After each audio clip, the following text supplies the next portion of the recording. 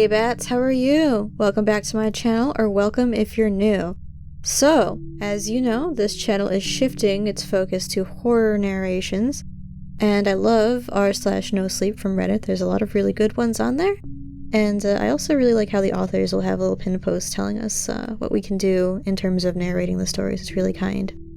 So, today I wanted to narrate Blair Daniels' story, and I will link their Reddit profile here now. You should definitely check out the story. The links will be in the video itself.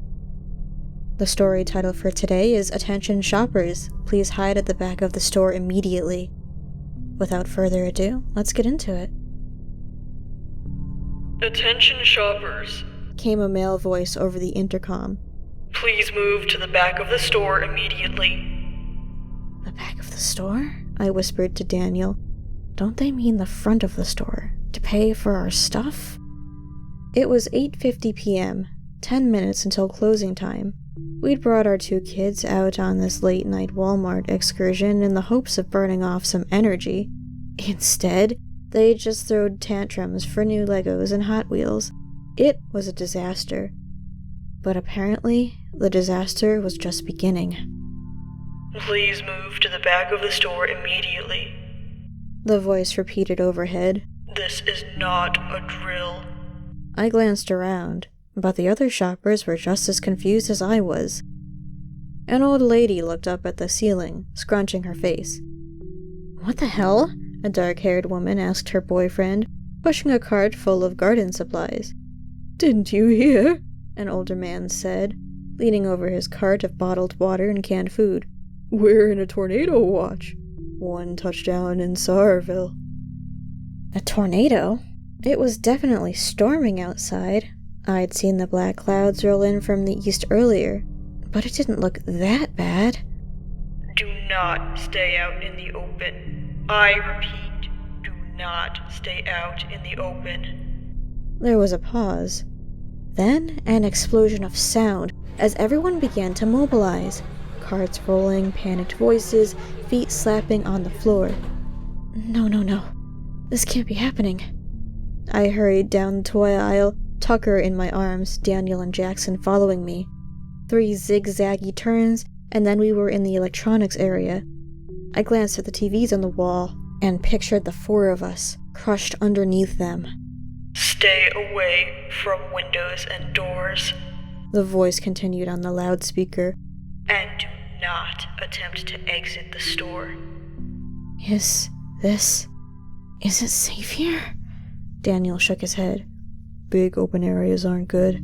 I'm going to check in back, see if there's a break room or something. You stay here, okay? I nodded. Arms shaking, I sat down on the ground between 2 shelves of video games. Tucker sucked on a bottle in my arms while Jackson began to giggle.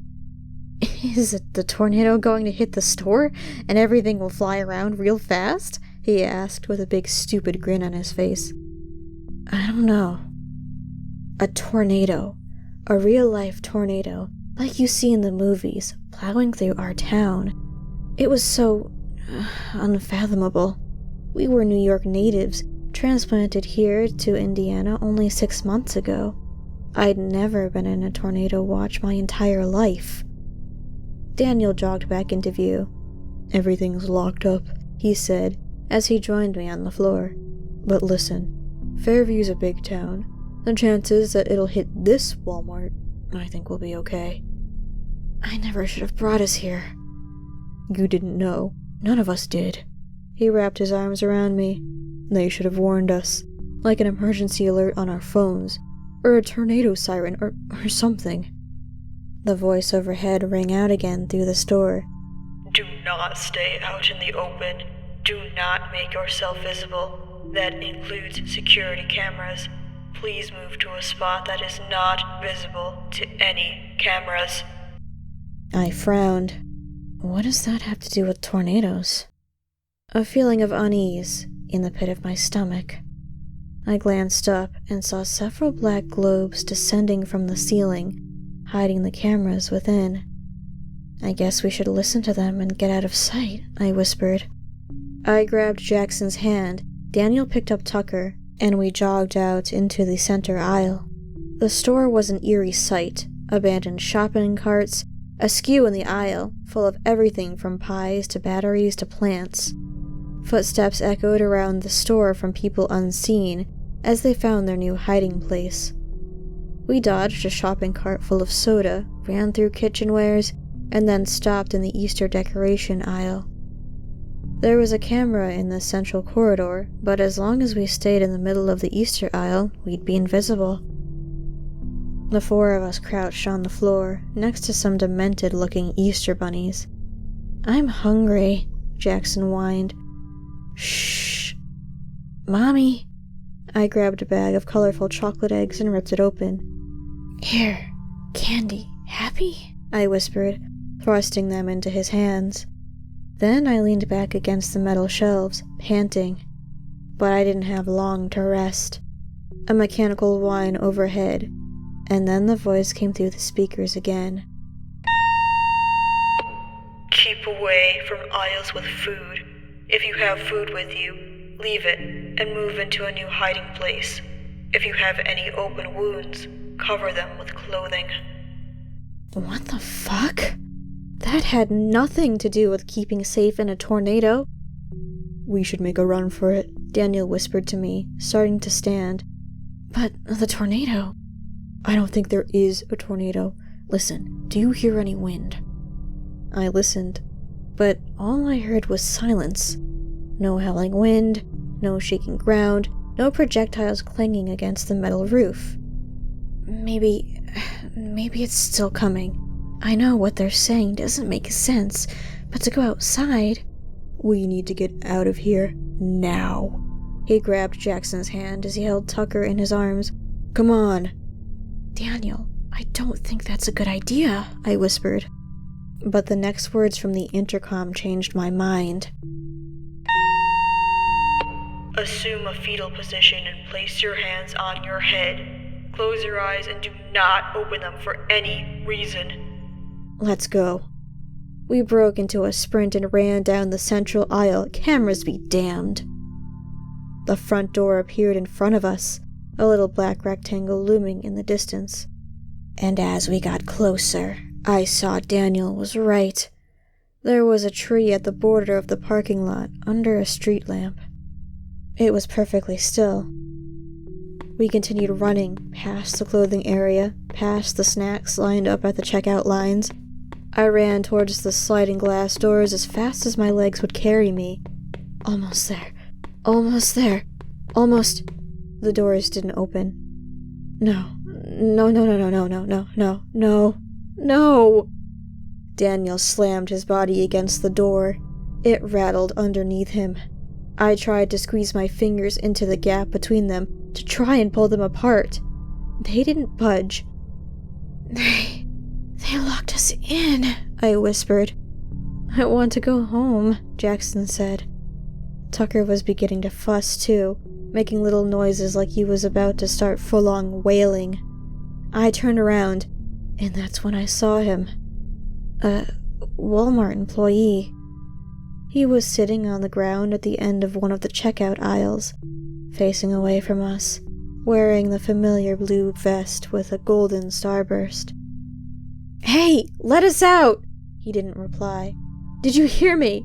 I don't care if there's a fucking tornado. Unlock the door and let us out. Again, he said nothing. But in the silence, I could hear something. A wet, smacking sound. I stared at the man, slightly hunched over, still facing away from me. Was he eating something? The speaker overhead crackled to life. Attention. Please do not talk to any Walmart employees. My blood ran cold. The smacking sound stopped, and then, slowly, the man began to stand. He placed his palms on the conveyor belt and pushed up, and I could see that they were stained with blood. I backed away, but my legs felt like they were moving through a vat of honey. No. Fingers locked on my arm and yanked. Come on! Daniel shouted. I sprinted after him, deeper into the store. Tucker stared at me over his shoulder, and Jackson ran as fast as his little feet would take him. I was vaguely aware of the slap, slap, slap sound behind me, but I didn't dare look back. Daniel ran into the clothing area, and I swayed, dodging circular racks of t-shirts and wooden displays of baby clothes. He skidded to a stop and ducked into the dressing room area. "In here," he whispered, motioning at one of the rooms. We piled inside and locked the door. "Daddy," Jackson started. "You listen to me very carefully," I said, crouching to his level. "You have to be absolutely silent. Do not say a word. Okay?" Jackson looked at me, then Daniel. Then he nodded and sat on the floor. "I'm going to try to call 911, Daniel whispered, transferring Tucker to me and pulling out his phone. He tapped at the screen, then frowned. "What?" We don't seem to have any service. I don't..." Thump. I grabbed Jackson and pulled him away from the door. The four of us huddled in the corner. I held my breath. Thump. Under the gap of the dressing room door, men's feet in black shoes. They slowly took a step forward, deeper into the dressing room. "Don't move," I whispered, holding Jackson. The man took another step. "Don't make a sound. Don't move. Don't." Tucker let out a soft cry. The man stopped. His feet turned, pointing at us. "No, no, no, no, no, no." Tucker let out another cry. Louder this time. My nails dug into Daniel's hand. "No!" A hand appeared. It slowly pressed against the floor, stained with blood. And then his knees appeared as he lowered himself down to the gap. No! Could he fit under? The gap wasn't small. It was like the stall door to a bathroom. If he flattened himself against the floor, there's a chance he could fit under. I watched in horror as his stomach came into view. His blue Walmart vest as he lowered his body to the floor. Then he pushed his arm under the gap and blindly swept it across the floor, as if feeling for us. This is it. We're going to die. And then he lowered his head. His face. Oh God, there was something horribly wrong with his face. He smiled up at us with a smile that was impossibly wide, showing off blood-stained teeth. His skin was so pale it was nearly blue. And his eyes, they were milky white, without pupils or irises. I opened my mouth to scream. "Attention shoppers," the voice began overhead. No, no, no, no. "Please make your way to the front of the store and make your final purchases. We will be closing in 10 minutes. What? And then, before I could react, something unseen jerked the man out of view. A strange dragging sound followed, as if someone was dragging his body out of the dressing room area. I stared at the door, shaking as Tucker's cries rang in my ears. But he didn't come back. And within 10 minutes, the usual hubbub of Walmart returned. Voices, footsteps, shopping cart wheels rolling along the floor?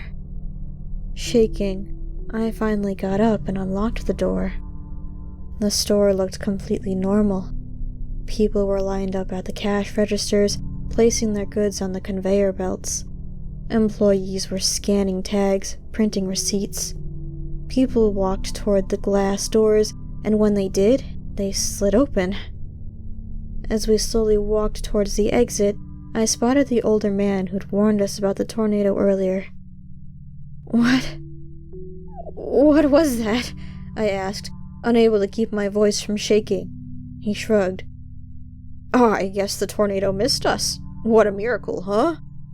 Giving us a smile, He disappeared out of the glass doors and into the night.